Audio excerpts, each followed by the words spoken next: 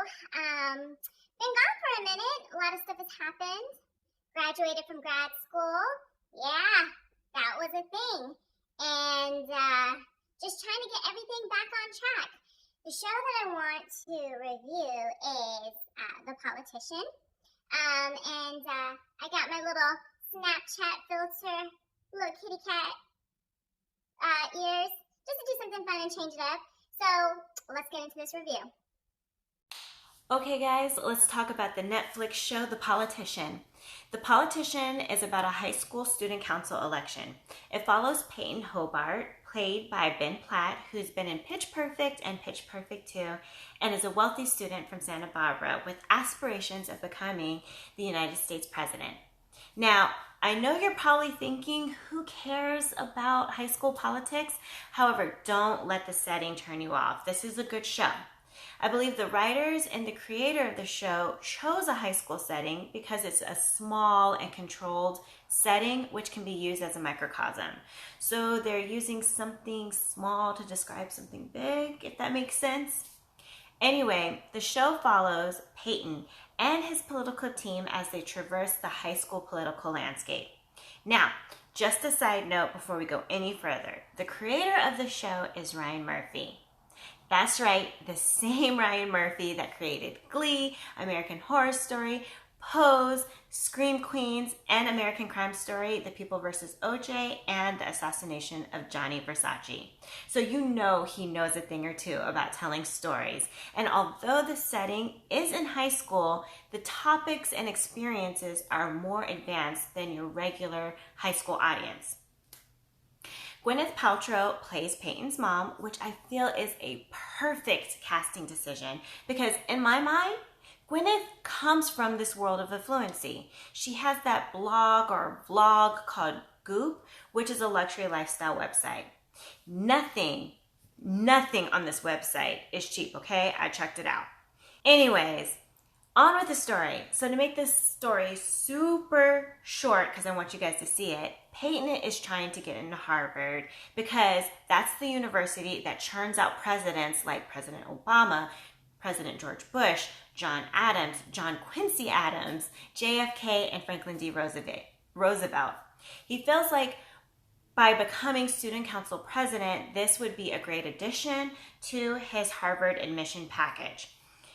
Payton is adopted by Gwyneth Paltrow, his mom, and he has two horrible twin brothers and basically an absentee father who comes from money and inherited his wealth. In the beginning of the race, Payton is running against his best friend and secret lover, the oh-so-cute JFK Jr.-ish looking River Berkeley. This guy is the real deal, okay? Good-looking, rich, captain of the lacrosse team, he basically has this election in the bag, which is crushing for Payton. Payton is enraged that he's running for office because he feels pretty certain that River will win because he's popular and good-looking. However, Payton doesn't know that River is a deeply troubled and sad young man who struggles with depression. In a heated argument with Payton over the election, River ends up killing himself and turns the election upside down and the rest of the whole story. I believe River killed himself because of the pressure placed upon him by his family and society in general.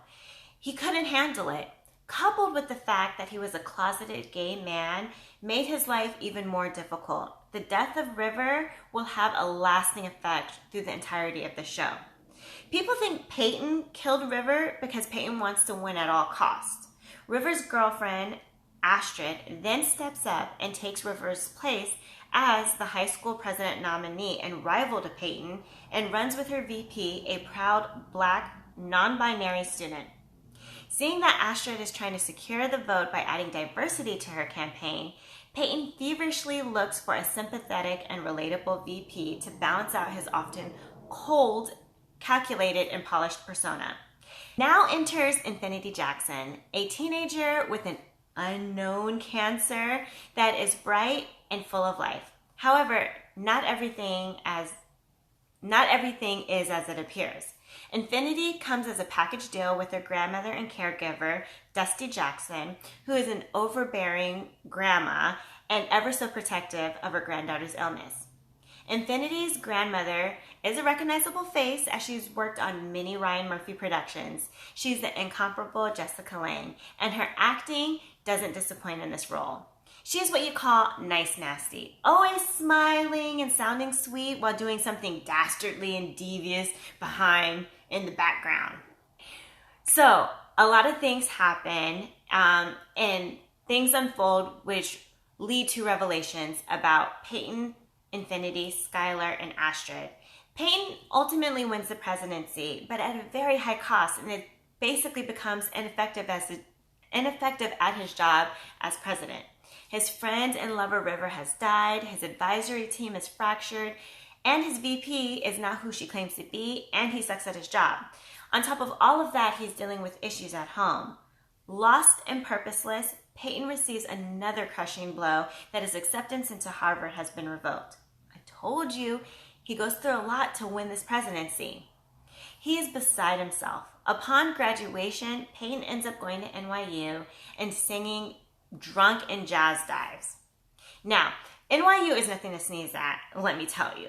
It is very difficult to get into that school because I have applied several times. NYU is basically like a private university, so Payton didn't do bad for himself. Anyway, on with the story.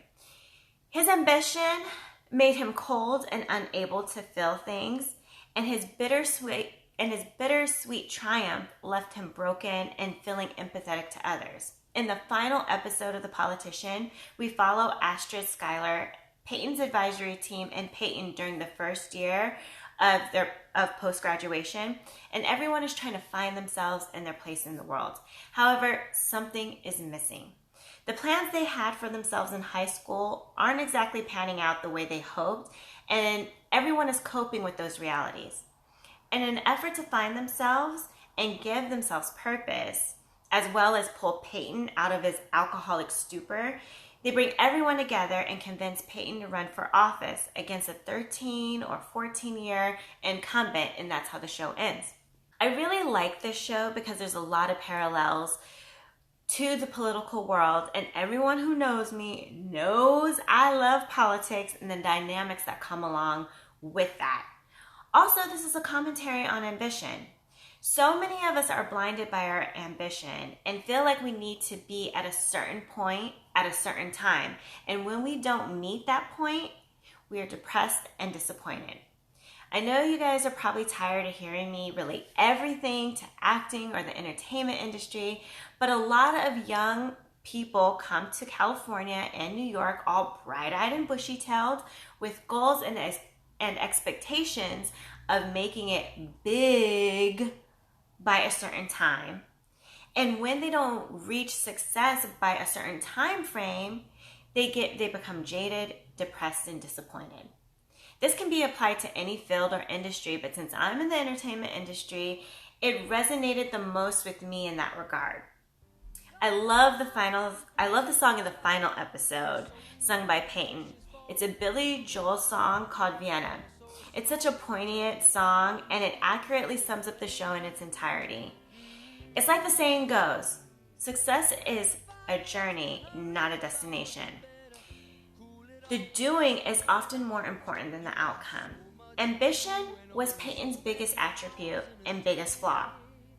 There is no need to rush to whatever you call success. You are exactly where you're supposed to be. Sometimes I need to remind myself of that because I too get wrapped up in the rat race of life. If you're working hard, doing what you need to do, your hard work will pay off. Nothing, and I mean nothing, happens overnight. So with that said, I give The Politician 5 likes. Make sure you check it out. Go see it. It's free on Netflix. You don't even have to leave the couch or put on pants. So, until next time with another review, always stay fly.